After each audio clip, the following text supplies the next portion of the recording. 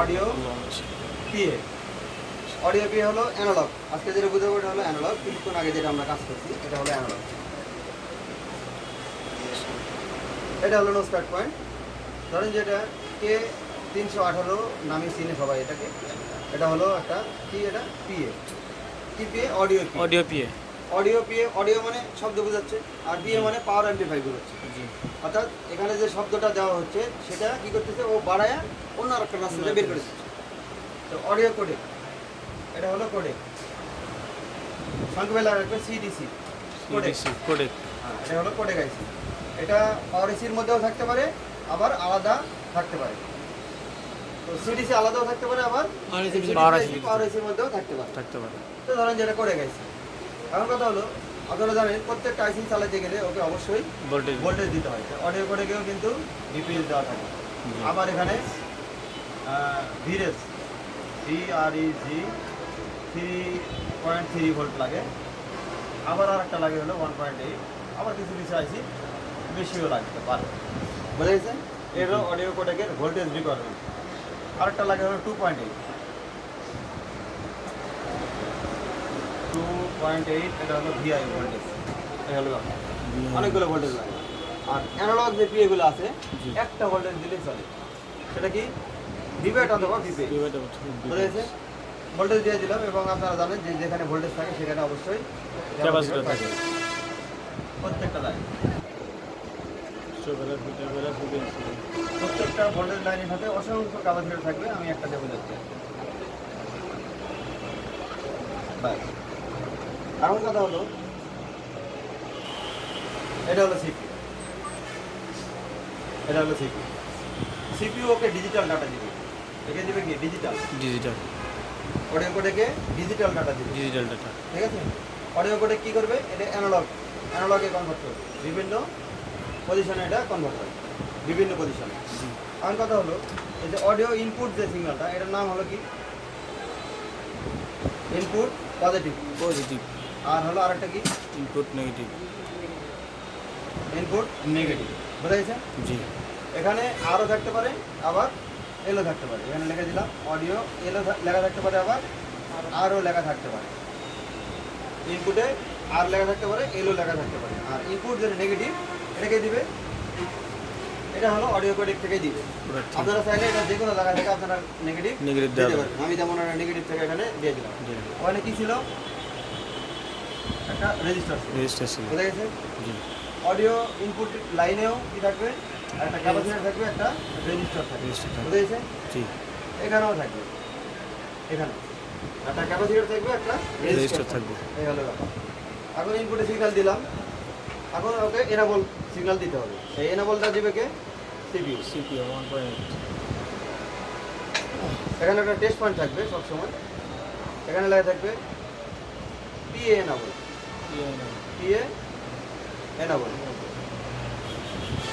Enable মানে কত volt? 1.8। এটাকে দিবে সিপিইউ।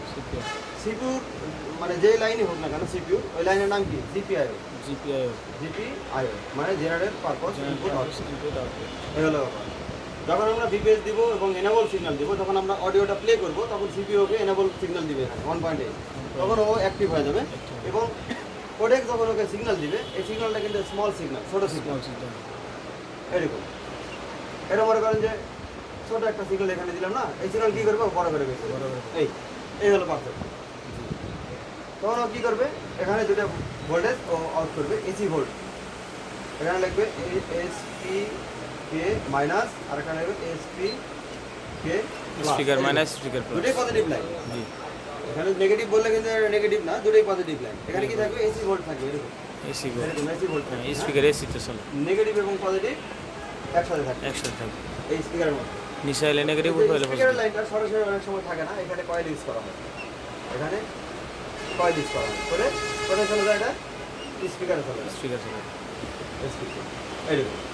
আর কথা হলো, আপনারা যখন পিএ অ্যাক্টিভ করার পরে, অর্থাৎ অডিও প্লে করার পরে, এখানে যখন আপনারা ভোল্টেজ সেট করবেন স্পিকারের লাইনে, তখন এখানে ভোল্টেজ পাবেন হলো 1.8 থেকে 4.2 পরিমাণ।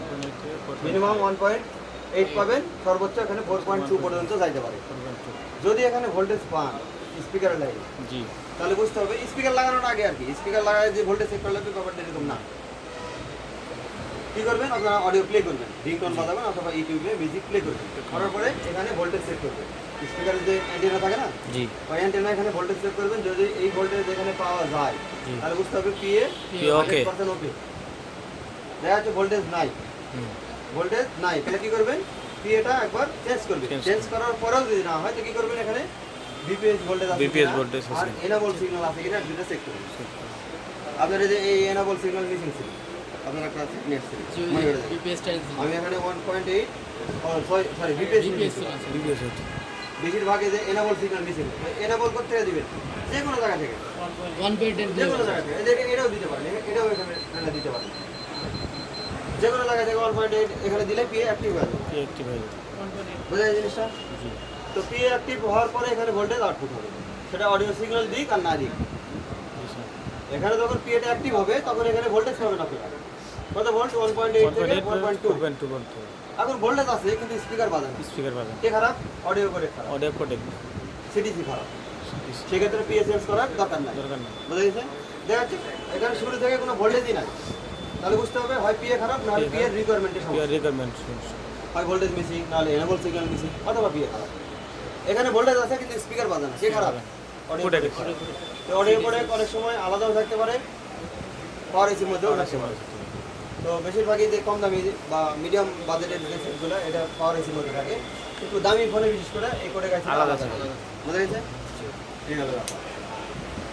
তো যখন আপনি দেখবেন যে ইনপুট পজিটিভ, ইনপুট নেগেটিভ, এই নেগেটিভ যখন মিসিং হয়ে যাবে যে কোনো একটা কারণে, হয়তো এখানে নেগেটিভ নাই, তখন কী হবে, এফএম রেডিও যেরকম শব্দ হয় না, এরকম শব্দ হবে এবং ওই সাউন্ডের সাথে নয়েজ চলে আসবে, মানে কোলাহল বাড়তি একটা চলে আসবে। শব্দ জি, তখন কী করবেন, এখানে শুধু গ্রাউন্ড করে দেবেন এই নেগেটিভ, ইনপুট নেগেটিভ, তাহলেই কাজ শেষ। এই হলো ব্যাপার। তো টেকনো, ইনফিনিক্স, আইটেল, আবার কম দামি যে সেটগুলো আছে অপো, ভিভো, এগুলার এপিএটা বেশি ব্যবহার করা হয়। এপিএটা প্রায় 70% সেটে আছে, এপিএ প্রায় 70% সেটে ব্যবহার করা হয়। এগুলোর নাম্বার টাম্বার লাগানো কিন্তু খালি পিন মিলা লাগাবেন তাহলেই হবে। হ্যাঁ, যেহেতু এটা অ্যানালগ কন্ট্রোল, এখানে তো Analog প্রোটোকল, control, সিপিইউকে তো সিনানোর দরকার নাই। না যখন আপনি এটার সাথে প্রোটোকল আছে, আইটিওসি নাই কোনো ধরেন যে এসসিএল এসডি আছে, তো এটা তো প্রোটোকল, এখানে অ্যাড্রেস আছে, নির্দিষ্ট একটা অ্যাড্রেস আছে। তো এই অ্যাড্রেসগুলো যখন আপনি মানে চেঞ্জ করবেন, আইসি নাম্বার যখন পরিবর্তন করবেন, তখন এখানে 318 ছিল, আমি 320 করে দিলাম, আইসি লাগাই দিলাম। তো কী করবে, এটার অ্যাড্রেস প্রোটোকল সিপিইউ আর পাবে না, পাবে না ওকে চিনবেই না। এই জন্য যেগুলো হলো ডিজিটাল কন্ট্রোল আইসি, এগুলোর নাম্বার কোনোভাবে পরিবর্তন করা যাবে না। পরিবর্তন করা যাবে। বুঝা গেছে? আবার কিছু কিছু করা যাবে, যেমন ওই যে এলইউবি বুঝাইছিলাম আমি, জি, জি, এটা করা LUV যাবে। তিনটা। ওটা আপনার এসসিএল এসডি দেন আর না দেন, শুধু এনেবল দিলে Enable দিলেই হবে। কন্ট্রোল হবে। হ্যাঁ। জি, এই জন্য ওটার নাম্বার পরিবর্তন করা যায়। এক কথায় ওটা অ্যানালগ এবং ডিজিটাল উভয়ভাবে কন্ট্রোল করা যায়। এই হলো ব্যাপার। ঠিক আছে।